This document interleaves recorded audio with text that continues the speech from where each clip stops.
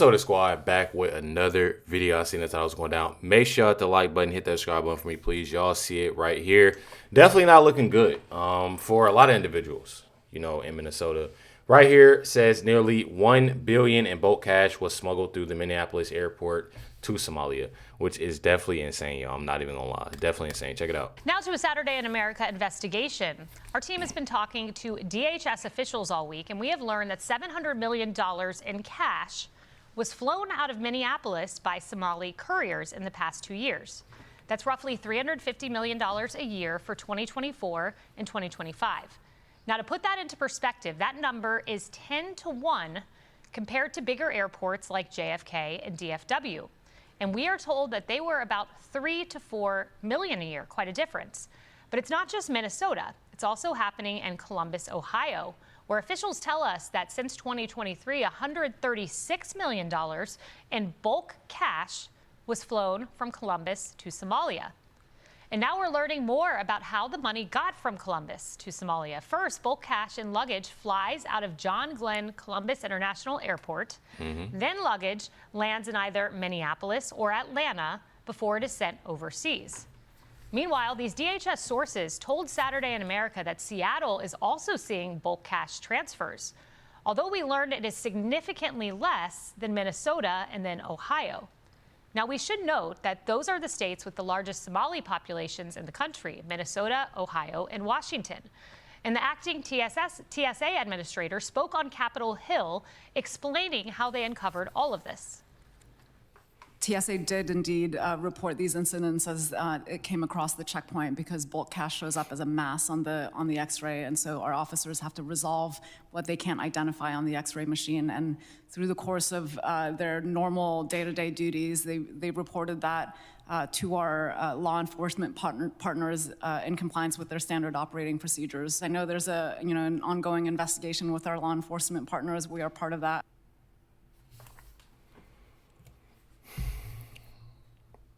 That's sick, bro. I'm not even gonna lie. There's no fact that you have these individuals that truly, and honestly, I've seen, it says bad time to be a TSA agent. Let me tell y'all something. I've seen a video of a former TSA agent. I've seen videos of former individuals that worked at, that Minneapolis airport or even Atlanta. And it's videos, y'all can find the videos. And they truly tell you that these individuals, they would even stop them at times and see the amounts of cash that they're taking over. And they go and fly that money over. It's truly insane to me. I promise y'all, it's truly insane to me, the way that they move.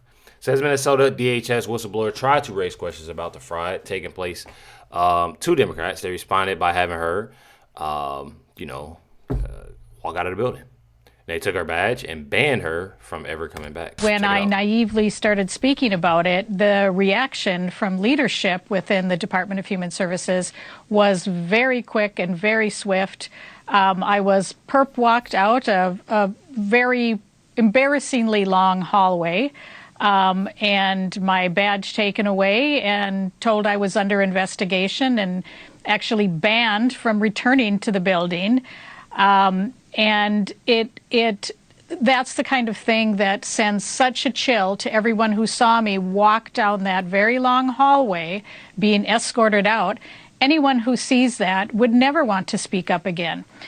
When I naively started telling y'all, it's sickening on how they're doing these individuals and what they're doing. But one thing about it, truly, these individuals will have to answer to that. I'm telling y'all, we'll definitely have to answer. It'll come together, truly. One thing about it, you have more, individuals literally coming out with more and more information, exposing more, which I truly, truly love. Check it out right here. This is David on Fox News. Well, it's just more of the same. I mean, she's part of the whole, this whole fraud supporting network. She knows all about it. I've been contacting her for years about this fraud. She's never done a single thing about it. And, in her defense, the Republicans haven't done a whole lot either.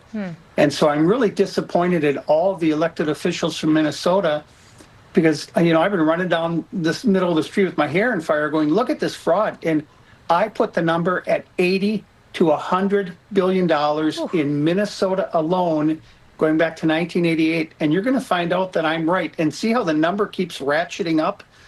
It was 250 million, then it was $1 billion, then it was 9 billion, now it's 18 billion. And I said, you got to keep going, because you have to include all of these city money, county money, state money, federal money, grants, NGOs, all of these things that are part of this fraud. That's where all that money in those suitcases at the airport's coming from. Just stop giving them the money and all those problems go away. One thing about it is that I truly know for a fact that these individuals, they'll come down, within a lot. I truly feel as if there will be more and more when it comes down. I'm pretty sure it's March 4th, if I'm not mistaken.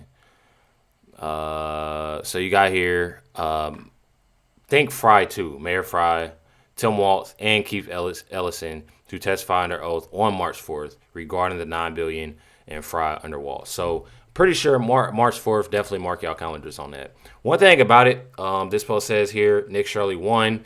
If I don't know, I'm sure many of y'all know about the Leering Center, but they're moving out.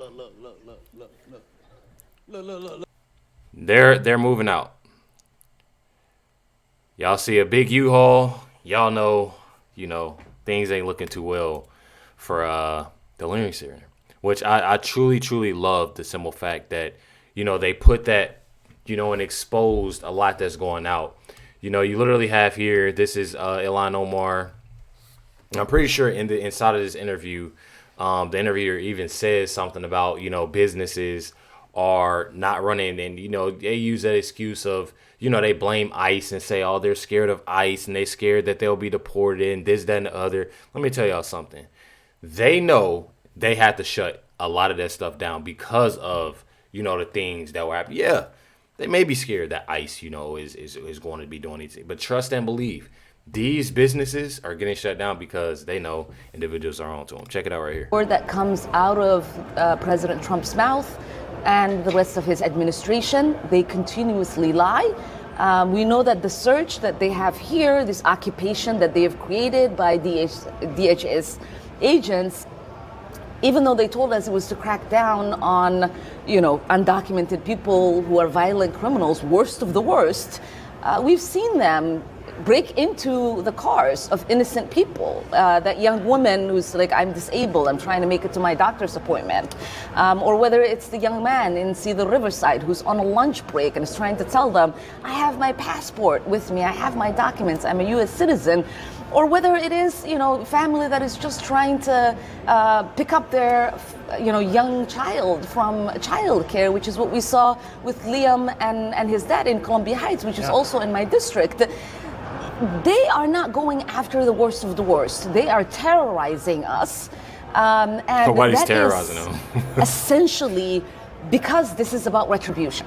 This is about the fact that we didn't vote for him. This is the fact that we are a community that is strong, that is resilient, that is strong, that shows the best of America. I mean, we're in a mall right now. That's Somali American Mall, and there's a bunch of shops. And a bunch of people have told me that it would normally be incredibly busy here, that all the shop stalls would be open. Yeah. A lot of them are closed, and that's because this intimidation is basically keeping people who are lost. So she don't even know. I'm not even gonna lie. I don't know if this interviewer is doing this on purpose, but it literally just all speaks for itself. He literally just said this Somalian American mall. So you have this Somalian American mall, so-called, they have, with a lot of these Somalians that's in there that's selling goods or whatever they're selling. But it literally just goes to show y'all that the majority of the population that they have in Minnesota is Somalian, based off of what he said and based off of her answer. So you literally have him saying, oh, well, they usually say this is busy, but it doesn't look that busy right now, all because of the population of being mostly Somalian. I'm telling y'all, it's absolutely disgusting to me. Citizens or even U.S. citizens in their house for fear of what? Well, I mean, what do people tell you about why they're not leaving? Yeah, I mean, you have to remember that the communities that he has chosen to target here, whether it is Somalis who survived war, whether it is Hmong who survived war, whether it is Burmese who've survived war and execution, whether it is Ethiopians, Eritreans who survived war.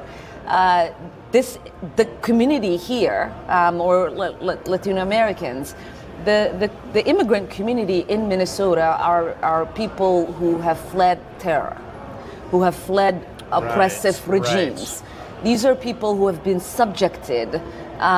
So she's literally saying these are people that are going through this and people that have went through this and this, that, and the other. But you're the same individual that literally will bash America, and y'all are here with money. Y'all got food, clothes on y'all back, looking good, but you want to bash America. I truly don't get that. I truly do not get that. So much. You know, I was having a conversation with someone who came from Nicaragua 40 years ago. And he said, you know, he and his family, even though they've been a citizen of this country, feel scared to go outside the door. And I said to him, you know, let's connect as people who, you know, because he was like, I grew up under a dictatorship. And I said, let's connect on that, because what do dictatorships produce? They produce fear. Right.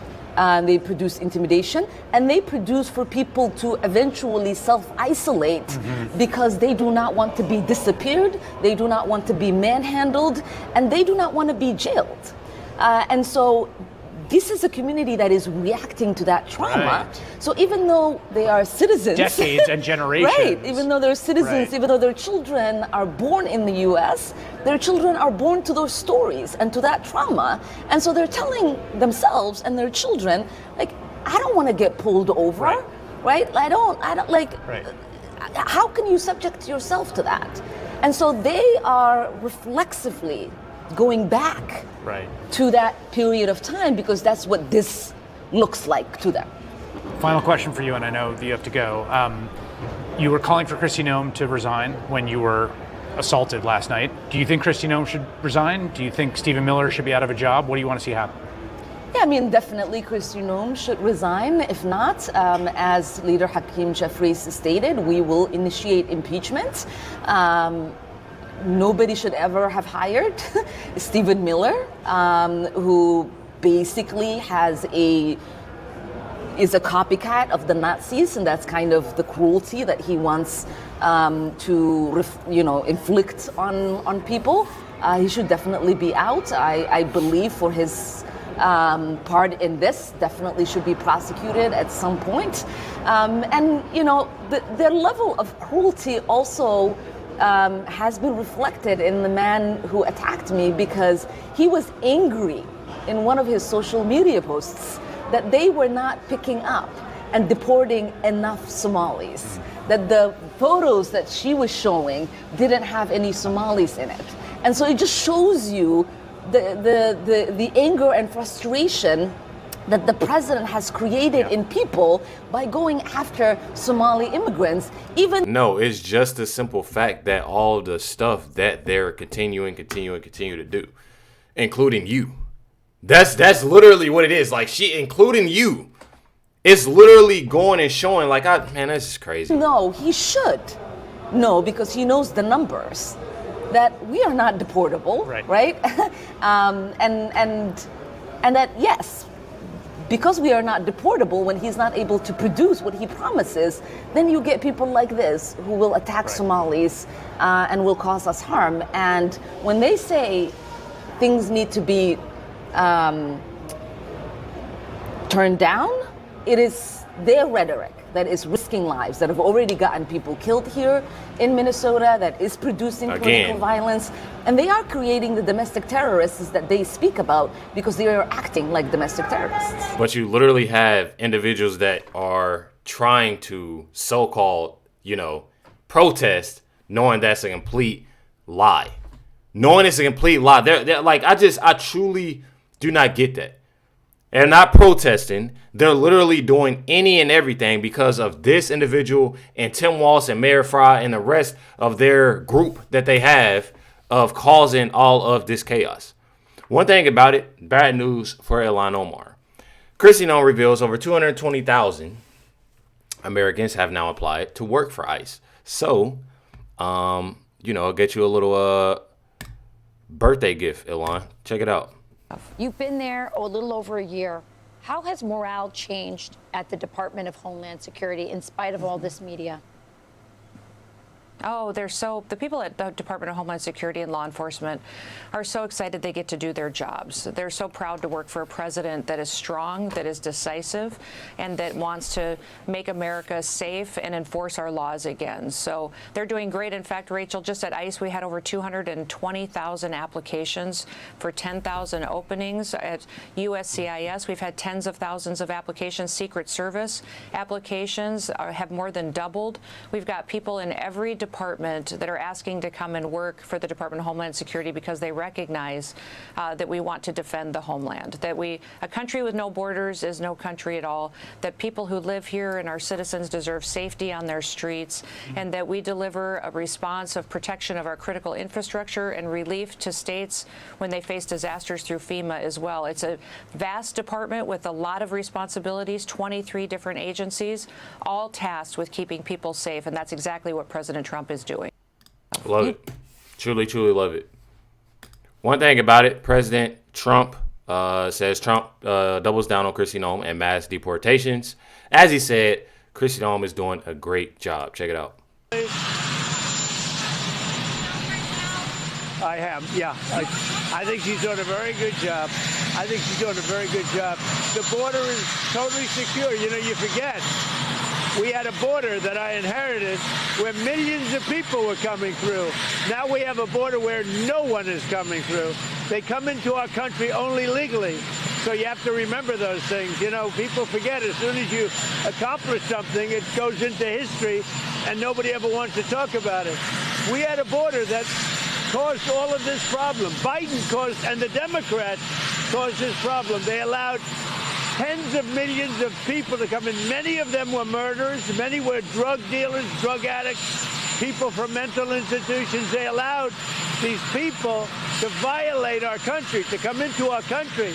And that's what we're talking about. So if you remember, we had a horrible border, the worst border we've ever had, ever in history. People were flowing through by, we think, 25 million people, not to mention drugs and everything else. And that border is absolutely closed. One thing about it, definitely love the simple fact that President Trump, is on top of everything. He is a busy man, I'm not going to lie. Y'all can find a lot of his posts on True Social. If y'all don't have it, definitely, check it out because, definitely speaking, some real. I definitely think some real, when it comes down to it. Like always, just like he did, one thing about it is that I truly feel as if it is definitely important to keep doing, what I do each and every day and trying to, spread this knowledge. I know a lot of y'all know, again, it's just one of those common sense things, but a lot of individuals don't, but, it's my job to let people know of what's truly, there. And I have to explain it to, different individuals on a daily basis.